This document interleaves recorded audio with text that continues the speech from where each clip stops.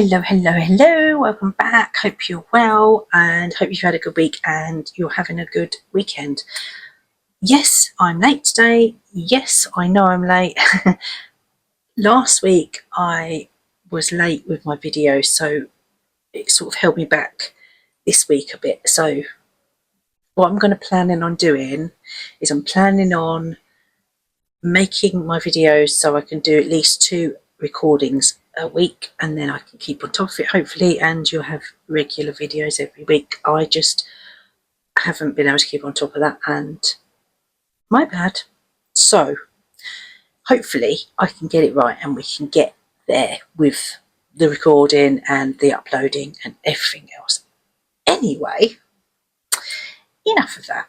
I'm late again today also because I've been out. Me and my husband went out. We went out to the pub, and we've not that long been back. So yes, so that's another reason why I'm late.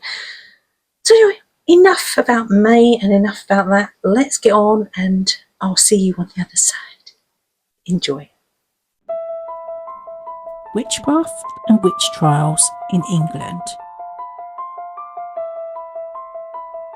Many people in the 16th and 17th centuries across England believed in witches. Witchcraft was first made a capital offence in 1542 under Henry VIII, but it was repealed again 5 years later. Witch fever reached new heights when witchcraft was again classed as a felony in 1562 under Elizabeth I. This led to thousands of people, mostly women, being falsely accused, forced to confess under torture, and then punished.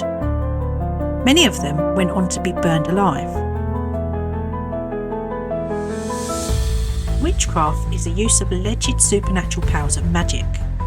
A witch is a practitioner of witchcraft. Typically, witchcraft means the use of magic or supernatural powers to inflict harm or misfortune on others, and this remains the most common and widespread meaning. Colchester Castle was known for its darkness throughout history, as were many other castles, but Witchfinder General Matthew Hopkins was the most notorious witch hunter in the 1640s. Colchester Castle was the place where he jailed and interrogated the women and also the men that were believed to be witches. Interrogations took place in the darkness of the cells of the castle. Many are believed to have died in the cells of the castle, and those ones didn't even get to be brought to court. The story of the Pendle Witches is a notorious and well-documented example of cases brought against alleged witches in the 17th century England. Pendle Hills in Lancashire is absolutely stunning, and it's well known for the associations with witches. Now, one of the most famous witch trials in British history is that of the Pendle Witches. When in 1612, 12 witches who lived around Pendle Hill were mostly women. They were charged with the murders of 10 people using witchcraft. One of the accused died in custody. Another was found not guilty, and the other 10 were found guilty. They were then charged and hung. The area became popular with ghost hunters after the channel Living and the show Most Haunted visited it for a live investigation on Halloween 2004. The show's presenter, Yvette Fielding, said it was the scariest episode that they'd ever made. All but 2 of the Pendle Witches were tried at Lancaster Castle on the 18th and the 19th of August 1612. Lancaster Castle's monumental gatehouse would have welcomed the 10 accused, who would have trekked 50 miles or so from Pendle to be thrown into the castle's damp cells and left for months. A statue to commemorate one of the Pendle Witches can be found in Ruffley, which is the alleged witch Alice Nutter. Where she is thought to have lived. Alice Nutter was a wealthy widow of a farmer. She remained silent throughout her trial, accepting her plea of not guilty by murder. Later, she was hanged after being found guilty following a statement given by a 9-year-old witness. The devil was long featured in British folklore. where its supposed sinister acts have marked the landscape. There are numerous medieval towers of devil stones flung at churches, mounds of earth dug up to bury villagers, all allegedly orchestrated by the devil for the purpose of seducing and gaining souls. Now here are a few of those devilish tales. Devil's Punch Bowl, Hindhead. Legend has it that this large hollow of dry sand earth, known as Devil's Punch Bowl, was created by the devil. It is said that the devil became so agitated by the upsurge of churches being built in Sussex that he retaliated by digging a stream from the English Channel to flood the area. However, whilst digging up large lumps of earth, he was disturbed by a cock crowing and abandoned his mission in the fear of being caught. This is also known as Devil's Dyke. Local folklore explains the dyke as the work of the devil. The most popular form of the story begins with the conversion of the Kingdom of Sussex to Christianity. Sussex was the last of the Anglo-Saxon kingdoms to embrace the new faith, and its conversion infuriated the devil as he thereby lost his last stronghold in England. He therefore resolved to exterminate its inhabitants by digging a trench through the South Downs so that the sea would flood through and drown all the people of Sussex Weald. The hermit Cuthman of Stying found out about the devil's intentions and came up with a plan that would stop him. He proposed a wager. If the devil could complete the trench in a single night, he could have the Cuthman's soul. But if he failed, then he would have to abandon the project and leave the people of Sussex alone for good. The devil accepted the wager and began work that night. At first, Cuthman bided his time, but shortly after midnight he displayed a lit candle in the window while also startling a cock so that it would start crowing in alarm. The light and the sound of the cock crowing convinced the devil that the dawn was about to break, and that he had lost his wager with the Cuthman. Therefore, he ran away in disgrace, leaving behind the unfinished trench, which is henceforth known as Devil's Dyke. Silbury Hill, Wiltshire. The tallest prehistoric man-made mound in Europe is found in Wiltshire. It's commonly known as Silbury Hill. According to folklore, the hill is said to have been dropped by the devil who was carrying earth to bury a whole village of Avebury. The priest of Avebury though, prayed for redemption, and the devil was forced to drop the load of earth short of the village. Clay Hill, Wiltshire.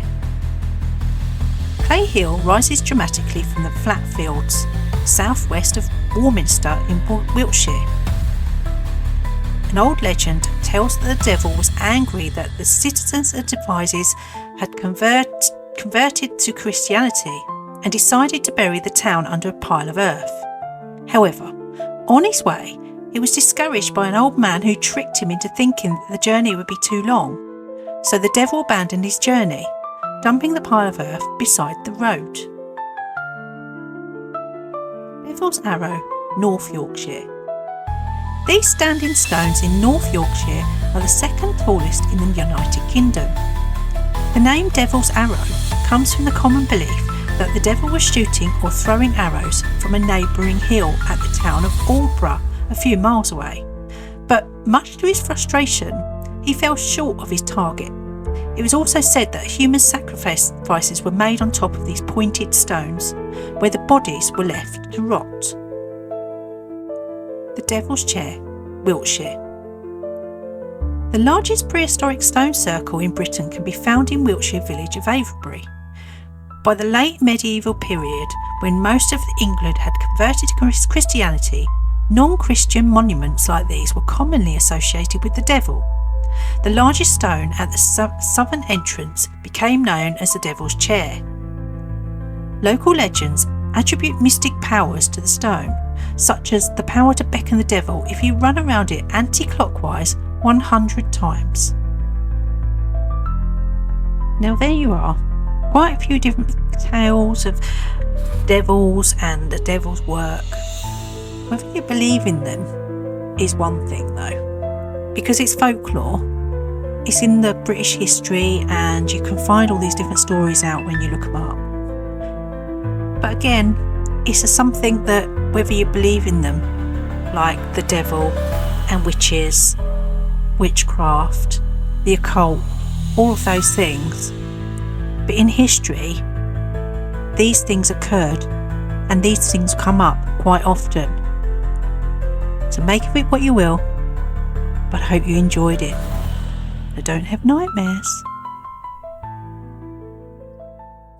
There you go. Hope you enjoyed. I just thought it would be interesting to do all about witches and devil, and because I think the Pendle witches and stuff, all the witches stuff, I think is really fascinating. That the centuries ago, how they used to literally be, people were taken and thrown in cells and stuff because they were thought to be a witch. If they did think, imagine that these days. Can you even imagine that these days? The amount of things that we do these days, which could be classed as witchcraft or devil worship even. It's madness, isn't it, when you think about it? But yeah, so I find it quite fascinating that these people went through that back in them days, and you know how they coped, I suppose, because they probably didn't cope very well, did they?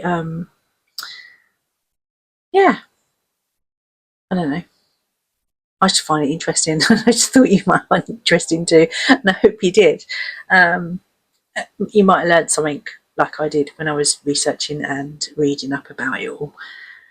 If you are from England and you visited some of these places, or you're perhaps going to visit some of these places, I would really love to hear about it. Because, I mean, there's like a place like Devil's Dyke and, you know, all them places are absolutely stunning. They're stunning. The places there are just absolutely, I mean, we have some amazing places in this country, absolutely stunning places to visit. So I think if you're going to go and visit, do tell me.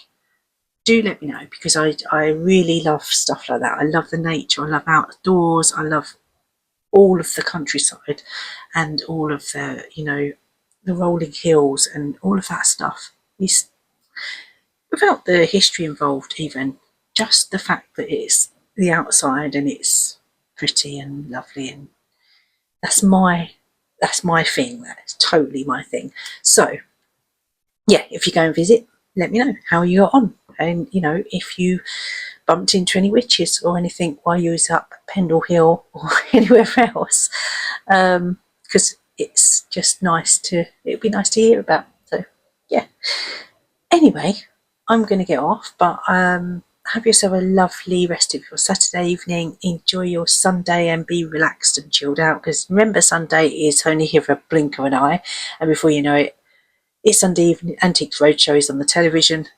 Then you know it's Monday morning soon.